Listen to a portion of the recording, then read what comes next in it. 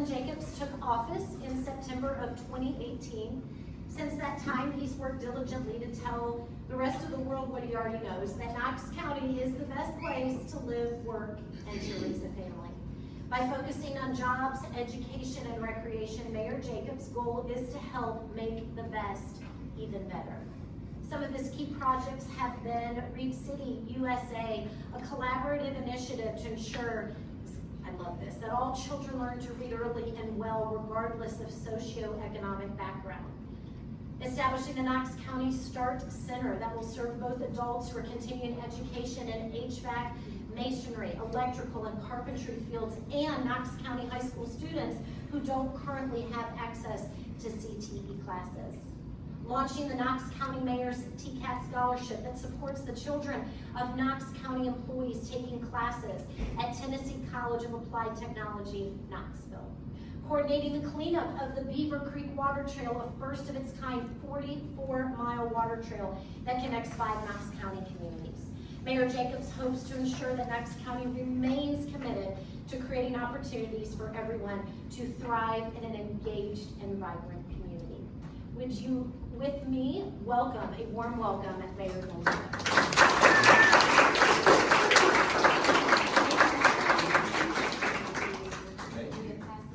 Yes, I do, actually, and I don't have enough copies because That's a good call. Yeah, be I awesome. went to FedEx and they're like 7 cents a page and I'm really cheap. Apologies for that. There you have it. So- I'm gonna just send it to where then you can just. Also, another one of our initiatives that Candace is well aware of here is the Renew Clinic, which is a faith-based, Christ-centered, intensive outpatient therapy center, which was done in collaboration with the faith-based community here in Knox County. It's really cool. We're able to gather some of our churches together and talk about one of the biggest issues that we face, which is the drug and opioid problem. And it was amazing because within 6 months, they're like, hey, we're gonna do this. Within a year, they had this thing up and going. Government would still be talking about it, doing studies and trying to figure out what to do. So it's really amazing the work that Renew Clinic does. All right, I heard a story. It's tragic. There was a lady whose husband had a very bad health event and rushed him to the hospital. He died on the operating table, but the doctors were able to revive him, but he had no brain waves. He was brain dead.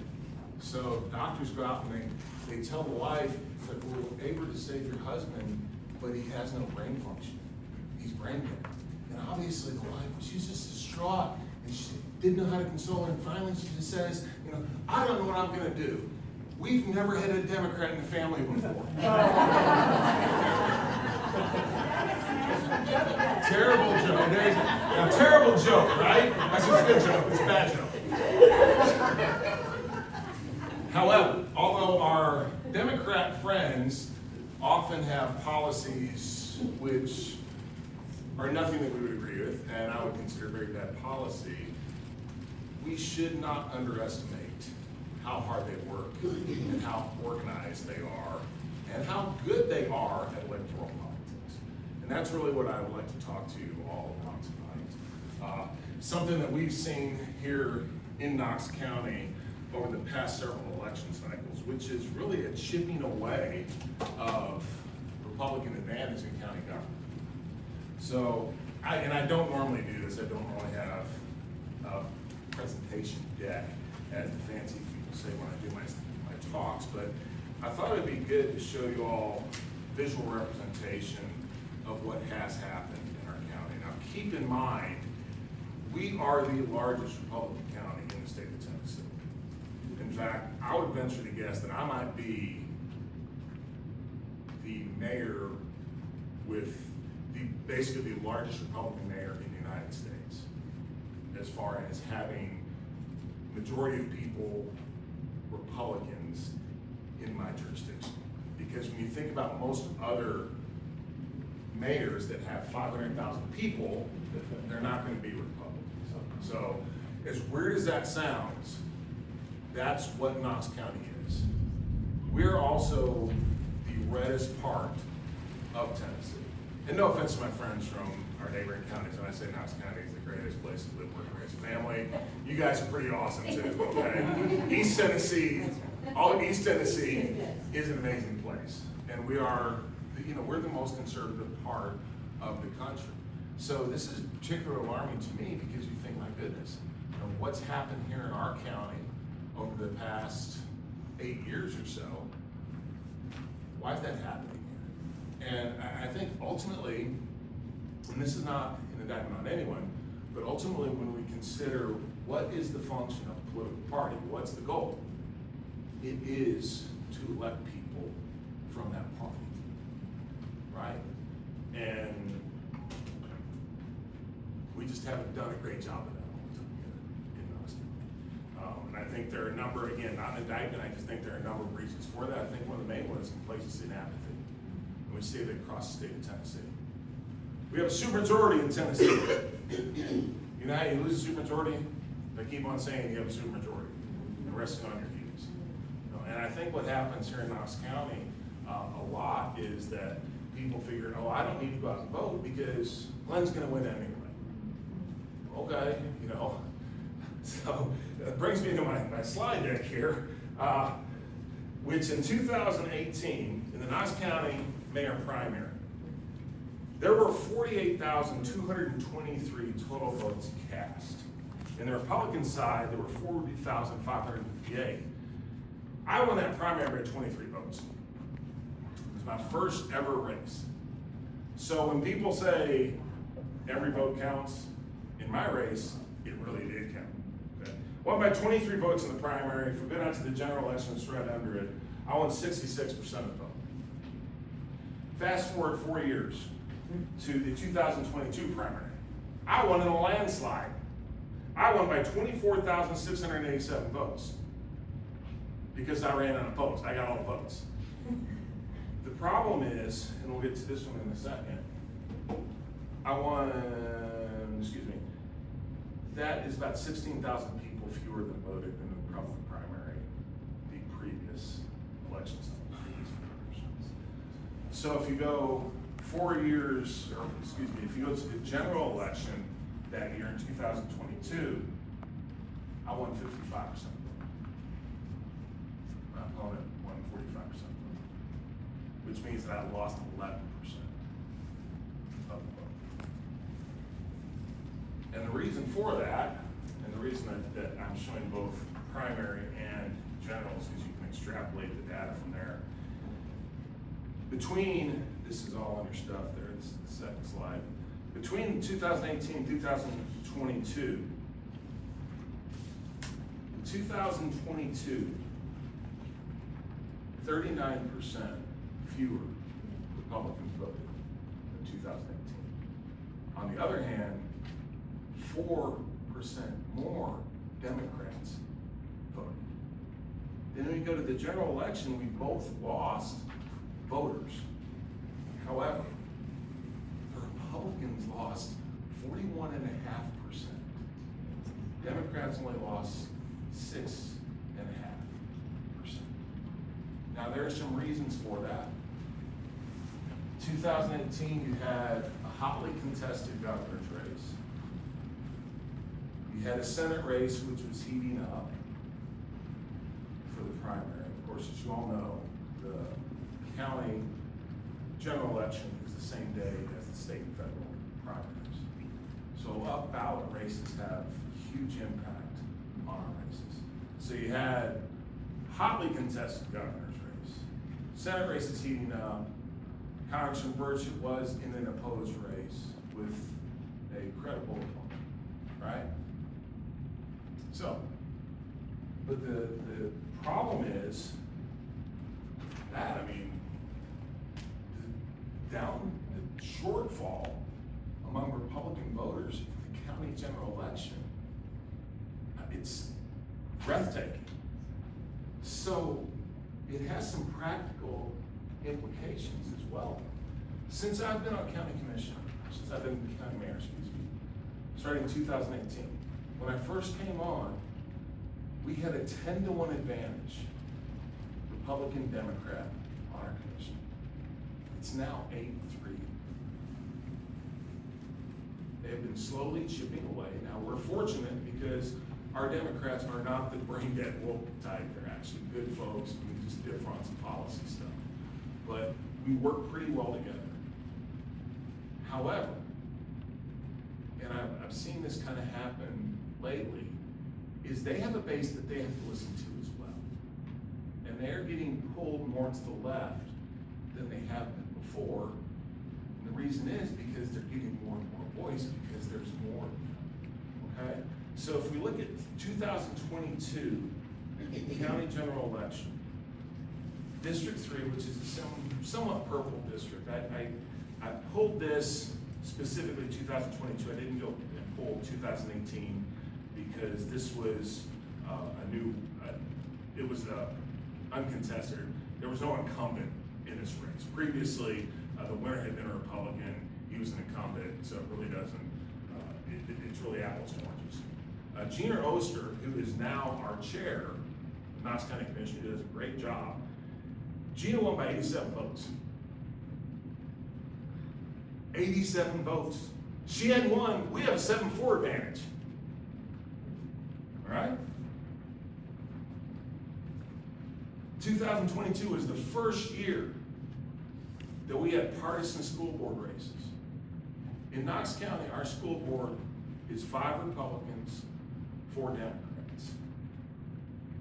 2022, we're coming off of COVID years when we could look at Loudoun County, Virginia, and their school board and all the insanity happening there.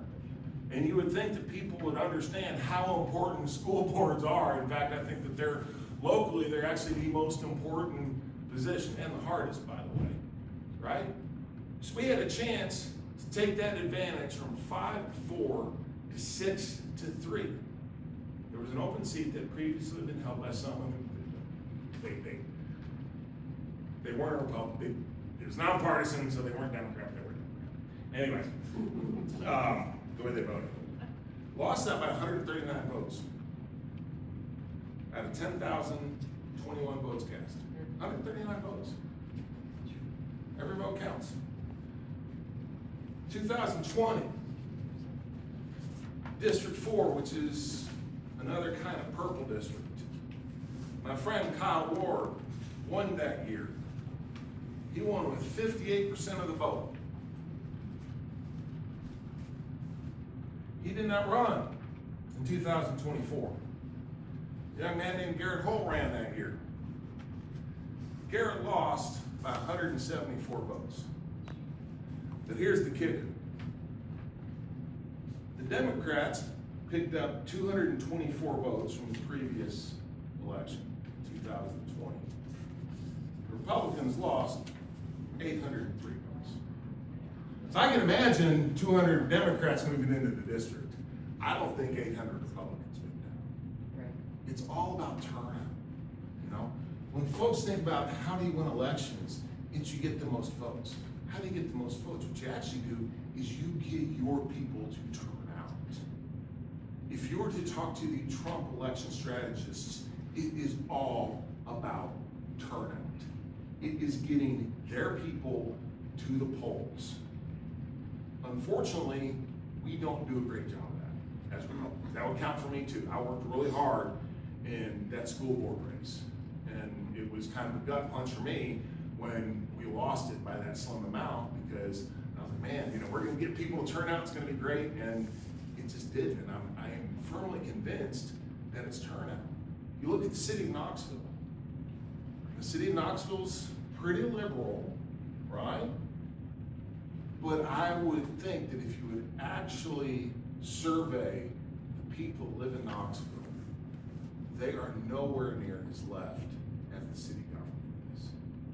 Reason for that? In their elections, generally 15% of the electorate turns out. 15%.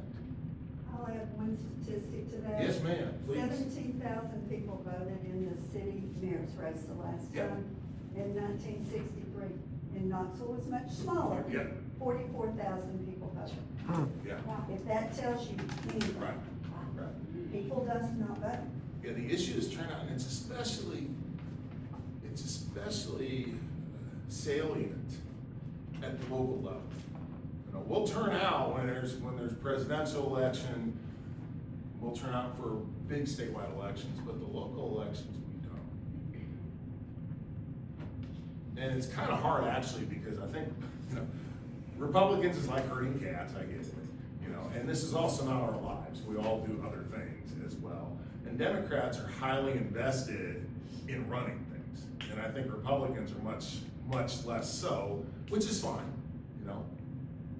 But we have to pay more attention to local government. You know, again, going back to the school board race, you think about the difference between Knox County Schools and Loudoun County, Virginia, and it's monumental, right? No, man, that could have flipped. It was funny. There was someone there from Loudoun County, right? Yeah, so it was funny. I was talking with Mayor Bradshaw one day from Loudoun County, and he said, people kept on calling him, and your school board's terrible, and it's awful. And he's like, yeah, I agree with you, but we're Loudoun County, Tennessee, not Loudoun County, Virginia. Yeah, but we could have been in trouble of probably not becoming Loudoun County, Virginia, but still of losing what we have. You look at Knox County compared to Nashville, compared especially to Memphis, and there is a significant difference between how we govern and how things run. Look at Tennessee, compare Tennessee to New York or California. There's monumental differences. And the biggest difference is just, it matters who governs, right? These things matter, and they matter at a local level as well. And unfortunately, I think a lot of us just kind of overlook that because we figure, oh, you know, President Trump's back in office, Governor Lee's in office, Becky's there, Elaine's there, and things are good. They only have so much they can do. We see it with Nashville all the time. The legislature's always fighting with Nashville. You know, they don't fight with us because we're very like-minded.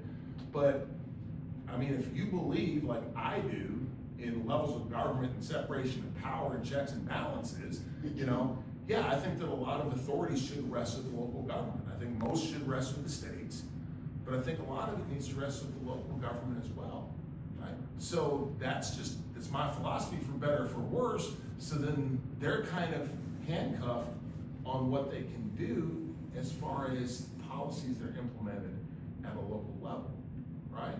So there are significant differences if you look across the country, if you look across our state. What is particularly kind of annoying to me is the fact that we have such great opportunity. Okay, I'm gonna read a memo. And I didn't pass this out because it's kind of semi-proprietary. But it says, in 2024 election showed firsthand how younger voters continue to become more conservative and are voting for Republicans in greater numbers. Research conducted by Pew Research prior to the 2024 election found that 18 to 29-year-olds now lean Republican in their partisan affiliation. This study came to fruition on election day, as according to exit polls. Kamala Harris only won voters aged 18 to 29 by a 4% margin. In 2020, Joe Biden won that age group by 25%.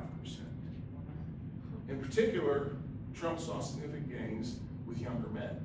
And I think a lot of the reason for that is because the Democrats literally lost the war on men. So that makes a lot of sense. Yeah. This data, in conjunction with new research, which suggests that Generation Z, which are people born between 1997 and 2012, may be significantly more conservative than millennials, particularly in their views on marriage. 2/3 of Gen Z are now consider marriage important. Further, this past fall, a Harvard youth poll found the very youngest voters, 18 to 24, say they're more conservative than the cohort that's just older by a 5% margin. Bottom line, data continues to underscore how Republicans have made significant gains with the younger generation of voters. Republicans should work to solidify and grow those gains as it poses a serious long-term structural problem for the Democrat Party. And I'll read you one more thing. I'm sorry, I'm getting all this reading. This is from the latest I360 modeling data. I360 is a software platform that you can use. It pulls, basically you use it for your walk maps and all this different stuff. It basically pulls data from local election commissions, centralizes it, and like I said, you can just do all these reports and do all this stuff with it. Instead of having to call the election commission and go down and getting, the report, you can just go to I-360 and get the same thing. So this is modeling. I don't always trust modeling because it makes assumptions. It's a computer, making assumptions about things. However, it does read, if you are newly registered to vote in Tennessee within the last 5 years, 49% are model Republicans, while just 7% are modeled as Democrats. The remaining 44 are considered swing voters. These people they're not super voters, okay?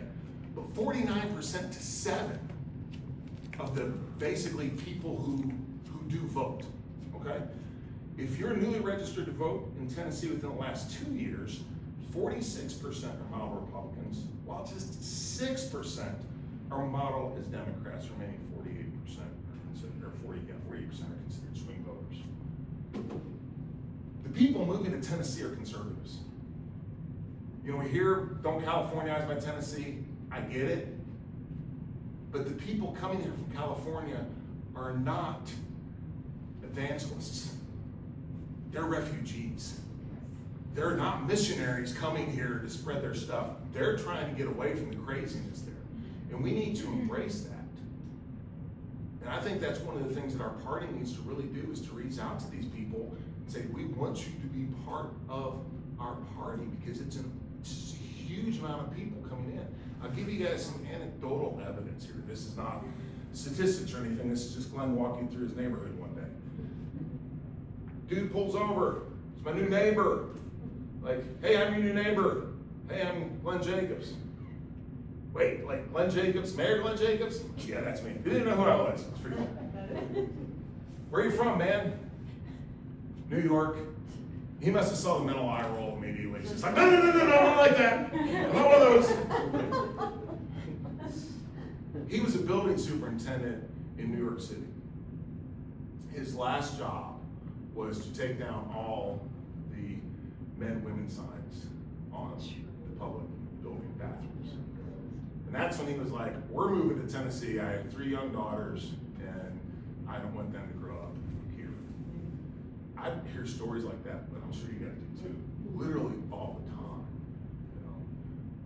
So as a party, and I don't know what you guys are seeing in your other counties, but that's what we're seeing in Knox County, is we have this tremendous opportunity to really grow our party and to really get those people out to vote. We have to take advantage of that. Again, going back to my experience working with our county commission, our Democrats are, again, they're good people. We just disagree on some stuff. But you can kind of see where this is going. You can kind of see they're going a little further left than they were when they were much more alone on our commission. That's not good for where our county wants to go, right? We haven't raised taxes, property taxes in Knox County in 20 years. It's actually one of my proudest achievements. I haven't raised property taxes. I haven't had to. We run a very lean ship. A lot of the things that folks would, want to see in our budget does not happen because we just don't have the money to pay for it, and I'm not going to raise taxes to do that, right? But you can see where that could change as you get more and more kind of critical mass pushing. So local government's really important, and we have to get people out to vote. That is the job of the county GOP, every county in the state. Some it's probably going to be pretty easy in your more rural areas where you have your smaller counties where they don't even know what a Democrat is. Granted, it's going to be harder here where we do have some purple districts and we do have the city. At the same time, one last point and then I'll stop. When you look at the demographics as well, the county's growing much faster than the city is. What that means is, again, it's more conservative people coming here. We do have that blue donut, and it's getting more blue. I always talk about it's a red donut with a blue toxic center. So it is getting more blue. At the same time, the red is getting bigger. Our job is to get those people to the polls. And if we do that, Knox County will remain the best place to live, work, and raise a family. And obviously we do that across the state. You know, Tennessee, in my opinion, we're not one of the best states. We are the very best state. And again, it's also because of folks like these. So thank you all for your time, and I will take some questions now. We have seen, just in this past week, craziness that's going on in New York. And I think there were so many people that were really surprised. But I've also heard that there's gonna be a mass exodus out of New York if this guy actually takes office, which they think that he probably will. Yeah. My concern is that, like you said, the ones that have been coming have been conservative. What I've heard is that the ones that are gonna be leaving New York are still liberal. Right, they're just not as communists, liberal. right? Exactly. Yeah. And they have been talking of heading to Tennessee. Yeah. So I think we've got a hard job ahead of us here, probably pretty soon. Yeah, we do. There's no doubt that when people come here, they have to understand why they're coming. You know, and it's funny because when I was knocking on doors, especially in 2018, you know, I had people coming from out of state, and it was always like, man, this one thing. I'm like, man, here's the problem. Everybody has their one thing. And if we do your one thing and everybody else's one thing, we completely change, right?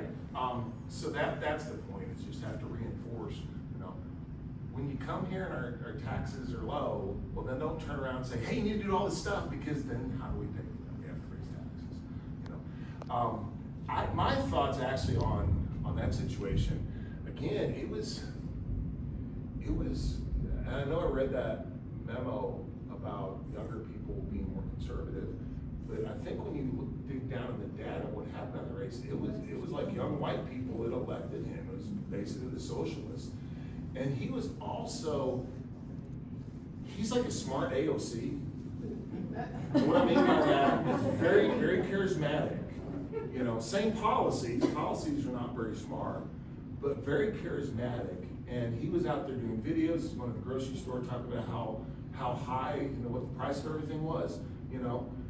Obviously his solution was wrong, but you know, that's something that we have to worry about at a national level too. You know, is 2024, I mean, you had Joe Biden, who, poor guy, Yeah, bless his heart. And then you had Kamala Harris, bless her heart in a different way.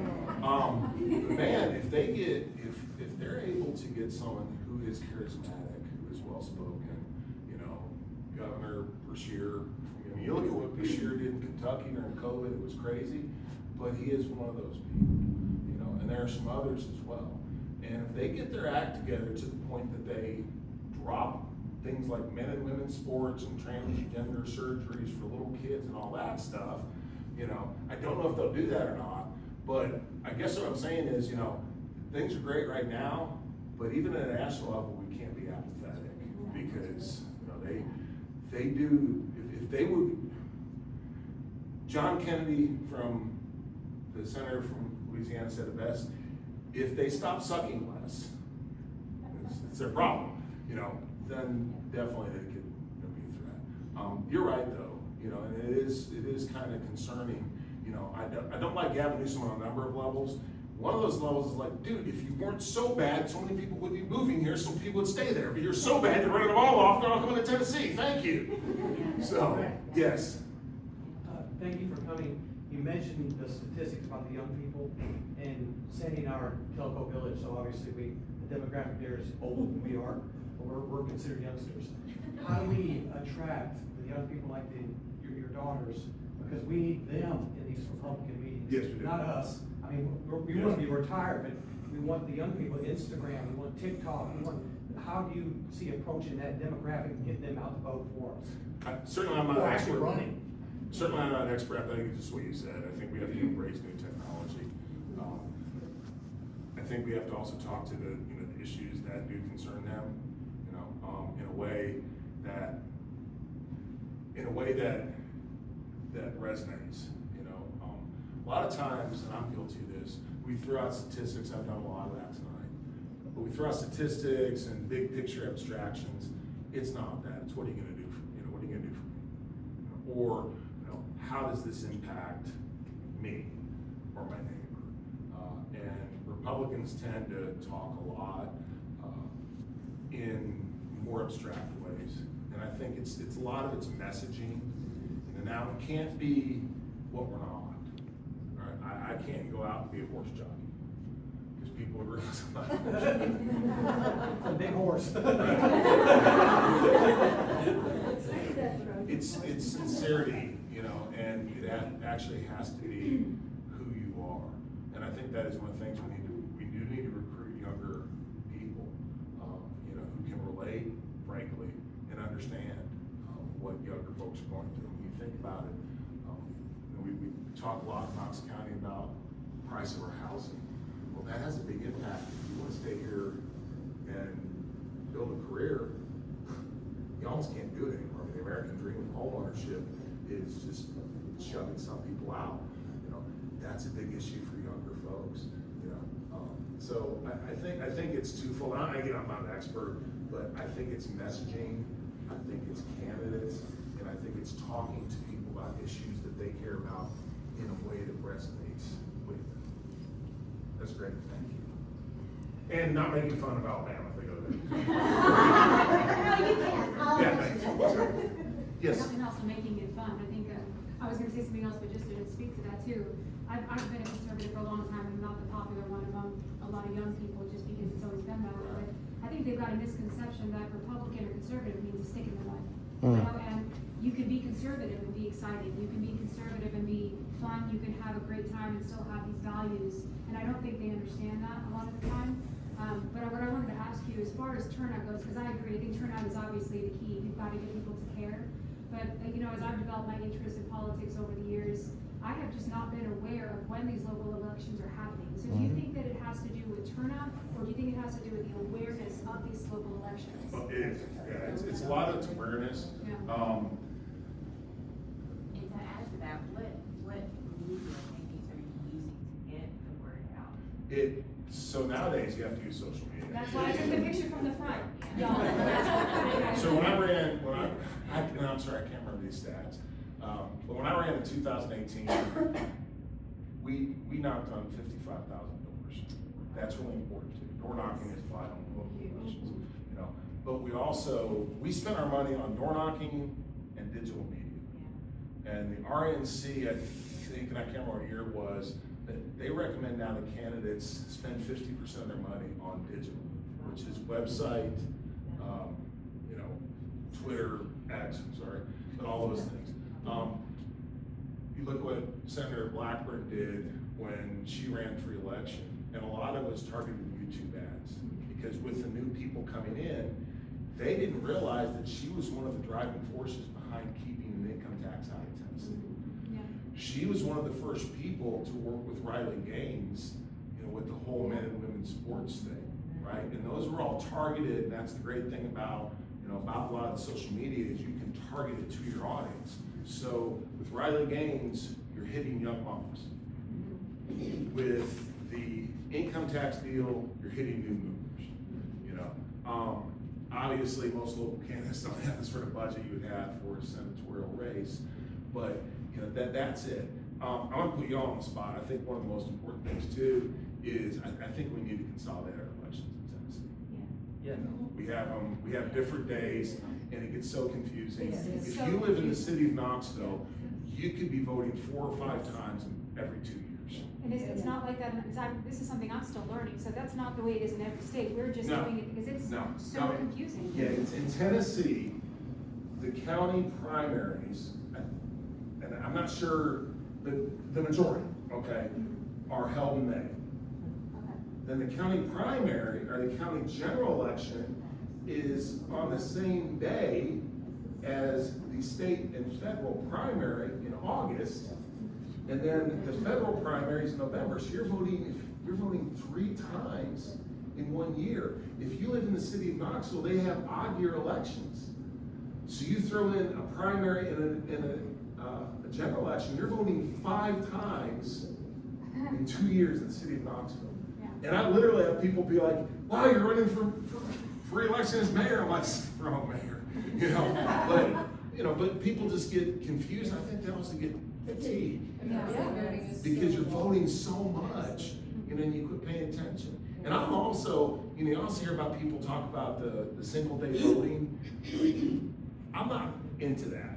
We do a great job in Tennessee. And I know why they do that, because you have such high, you don't have as high election integrity as you do here. We're the #1 state in the country for election integrity here in Tennessee.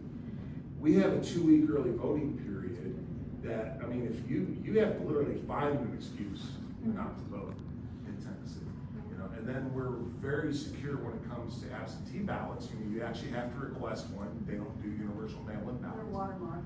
Yeah, so our elections are very secure. Again, I think we do a great job. I think the failing is I think we just have too many elections. So what would it take to consolidate that? Yeah, how do we make Well, that? I'm throwing on that. I'm not sure. We That can can't, probably speak to we it. can't change the city ones without a charter Right, amendment since it's right. home rule. I mean, I'd love to. But on the state level, it takes legislation, right? Well, move. we can't because it's home rule. We can't do that. No, I mean, on the state, Yeah. for the counties, you could. Yeah, we could. Except for those of us that are charter We counties. have to check with Bruce on that. Yeah. Senator Briggs chairs that committee that all The state elections goes through. Yes, and no, it's not, I mean, I'm throwing it on these guys, but it's not the easiest lift in the world. And I kind of suspect that the reason the cities do that is for that reason. Yeah. Because they know. Yeah, because the Democrats, again, they're just much more into local elections, they're better local, they're better Well, organized. I think originally sometimes some of them happen because if you're running when the president's running, sometimes you get lost in that Yeah. race. Yeah. And so that way you understand who's going through the county, but it is, there's too many elections. Well, and then every 8 years we have judges races, and so there's, that lengthens the ballot too, and so then you can have Well, a serious. and It is. and then for conventions and delegates. Yeah, they we count find- delegates, We so- did pass where the delegates are at the end of the ballot instead of the beginning, so it. That's that helps a lot. likely not gonna happen anymore. So- Delegates, because what? The state executive committee is gonna have a new process by the next presidential election. So, but, yeah, I mean, there's a number of issues. The biggest one is awareness. Yeah. I think. Is there- And is there- again, again, though, that's, the county parties can help with that. Nothing brings awareness other than, more than someone knocking on your door and saying, hey, vote for me, whatever, right? So, Can I make one recommendation? I don't know if y'all have a website or don't have a website, but do a welcome page. Are you new here? How do you vote? Where do you go? The Secretary of State on his site, he has all of that information, but you can link to it, and then specifically put on there, the dates from the election commission. And that's what people, if you have that, and they're searching for that, be it top of mind right there on Google. and we need to do a better, overall, And we all of should, our clubs really should do that. yeah, we need to do a better job with technology. And we all install it. I mean, that's, that kind of goes back to how do you appeal to younger voters? A lot of it is technology. So it has an open discussion, it's at the state level. So I work in technology, I've been at it for 30 years. So, online voting, the reason why I said it, and that's probably for a lot of people that's a foreign subject, if you think about with COVID, think about the way we educated our students. We did something we never thought we'd ever done in terms of educating our students to do it. And I watch how they proctor, with her in college, they proctor exams now, where there's monitoring of facial and everything like this. And we talk about opening up the space. Do we have to open our minds up to the fact of opening up online voting in a way that would remove that? Secure. You get more things to think about. Think about the amount of data, the data I see every single day that comes through. We just expose ourselves every single day and walk around and we have no concerns. When we think about voting, we want to put it in a box over here and it's like, but the world is pulling us to a more digital experience. And this is the world our kids live in. And if you want to track them, you got to meet them where they're at in their generation. Just That's good. the thought. That's good. And there's That's a lot a of good point. security things around it, but I live and breathe it every single day. And we do it well. well. Sure, that's a great point. Anybody else? Hey, thank you all so very much. Best of luck. I appreciate it. I hope everybody has a